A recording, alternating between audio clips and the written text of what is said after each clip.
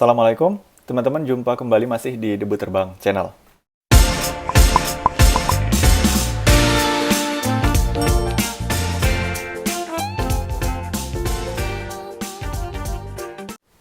Hari ini saya pengen ngobrol mengenai sebuah buku klasik, How to Win Friends and Influence People, yang buku ini ditulis oleh Dale Carnegie. Udah berapa puluh tahun yang lalu ya, cuman masih sangat relevan. Sebelumnya saya pengen cerita dulu waktu zaman saya kuliah, ada seorang teman yang dia ini luar biasa digandrungi banyak orang ya, disukai banyak orang, temannya banyak banget. Waktu itu saya dan seorang teman saya lainnya tuh sempat ngobrolin, kenapa nih orang kok punya teman sebanyak itu? Kenapa begitu banyak orang yang merasa dekat dengan si tokoh ini ya? Padahal kalau kita tilik itu, nih orang kayaknya kemampuan retorisnya biasa aja, tidak memukau. Dia juga bukan orang yang punya paras supermodel seperti itu. Terus orangnya juga biasalah, standar biasa. Tidak ada sesuatu yang menonjol dari dirinya. Dibilang ramah banget juga enggak ya, bukan orang yang banyak ngomong terus sangat komunikatif. Intinya semua hal yang menurut kita keren-keren itu sebenarnya dia tidak terlalu punya gitu. Tapi kok banyak banget temennya. Lama tidak menemukan jawabannya, sampai pada akhirnya saya baru menemukan jawabannya saat saya baca buku ini. Waktu itu saya pulang dari tugas di salah satu kota, mampir di Periplus, saya beli buku ini. Terus saya baru baca. Di sini pas baru baca saya langsung ngeh, oh ini jawabannya kenapa dulu saya punya teman yang sepertinya biasa aja, tapi ternyata kok banyak banget orang lengket dan senang berteman sama orang ini. Jadi ternyata teman saya ini termasuk salah satu yang dikatakan dalam bukunya Dale Carnegie, dia termasuk orang yang punya ketertarikan yang natural terhadap orang lain, genuinely interested in others. Teman saya ini seorang active listener. Kalau dia ketemu sama orang lain tuh dia betul-betul jadi pendengar yang baik. Orang yang ngobrol sama dia nih merasa oh beneran didengerin gitu, beneran didengerin, terus beneran dianggap ada keberadaannya gitu. Jadi dia nggak banyak omong, tapi malah orang-orang suka sama dia karena orang-orang menemukan tempat untuk bercerita. Itu kelebihan teman saya. Kalau di dalam bukunya Dale Carnegie sendiri, sebenarnya tipsnya banyak sekali ya. Misalnya jangan mengkritik orang, terus ingat namanya, terus macam-macam. Kamu tidak akan memenangkan sebuah perdebatan, dan lain-lain.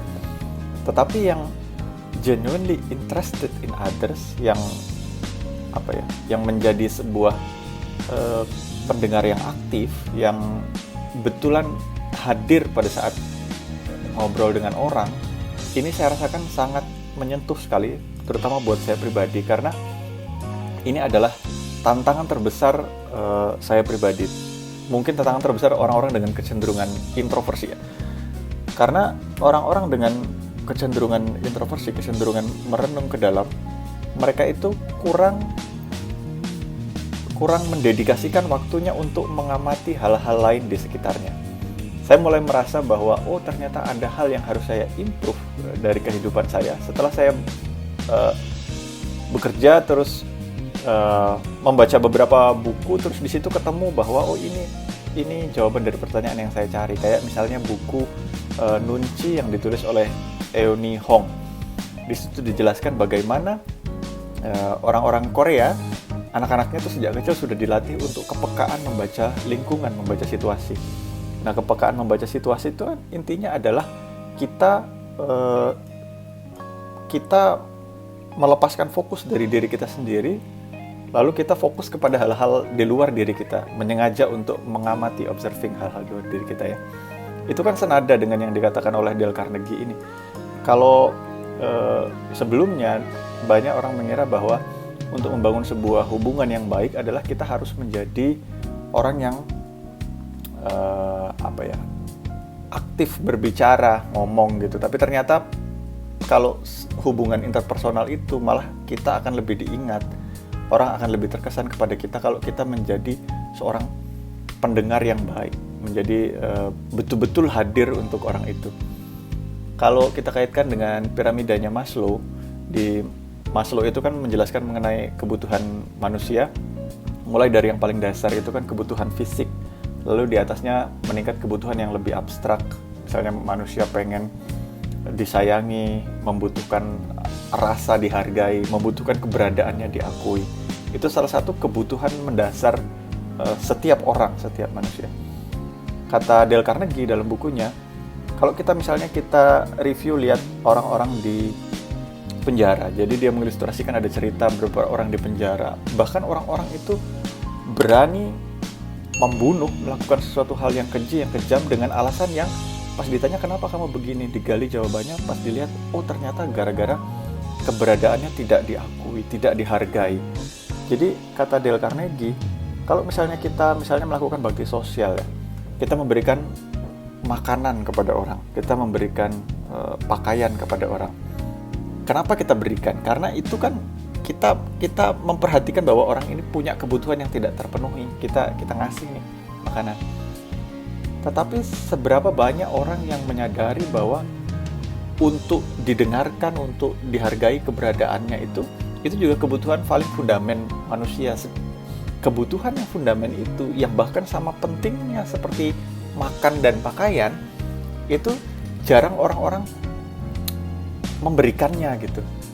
Bahkan orang-orang yang merasakan kurang diperhatikan itu bisa melakukan tindakan-tindakan yang tidak masuk akal, karena hal itu seberapa pentingnya gitu, itu menurut Dale Carnegie. Jadi saat kita menjadikan diri kita dermawan untuk menyediakan kebutuhan yang sangat dibutuhkan manusia itu, yaitu berupa perhatian yang tulus, ketertarikan yang natural, ketertarikan yang jujur, maka kita akan lebih diingat oleh orang lain. Orang lain akan lebih mengingat kita. Hal ini yang bagi saya PR besar. Ternyata setelah kita menghabiskan waktu untuk merenung ke dalam, mengenali diri sendiri, memang tahap berikutnya itu adalah untuk menggeser fokus keluar diri ya. Baik dengan berkarya yang dalam kaitannya untuk membangun relasi, bertemu dengan orang-orang dan belajar dari orang-orang yang punya kecenderungan yang sama, dan juga mengamati lingkungan dan mengamati teman-teman yang bertemu dengan kita. Banyak pelajaran-pelajaran yang menarik dari buku Dale Carnegie ini, tapi teman-teman bisa baca sendiri, lebih tepatnya cari di Gramedia atau beli di online. Bagi orang-orang yang punya kecenderungan untuk merenung ke dalam, sudah saatnya mulai belajar turning attention inside out lah. Belajar menggeser fokus keluar diri dengan cara hadir utuh bagi orang lain, belajar menjadi pendengar. Dengan begitu kita bisa banyak belajar dari lingkungan kita, dari orang-orang di luar diri kita. Baik, terima kasih sudah mendengarkan. Sampai jumpa di bahasan-bahasan berikutnya. Kalau menarik silakan subscribe. Wassalamualaikum warahmatullahi wabarakatuh.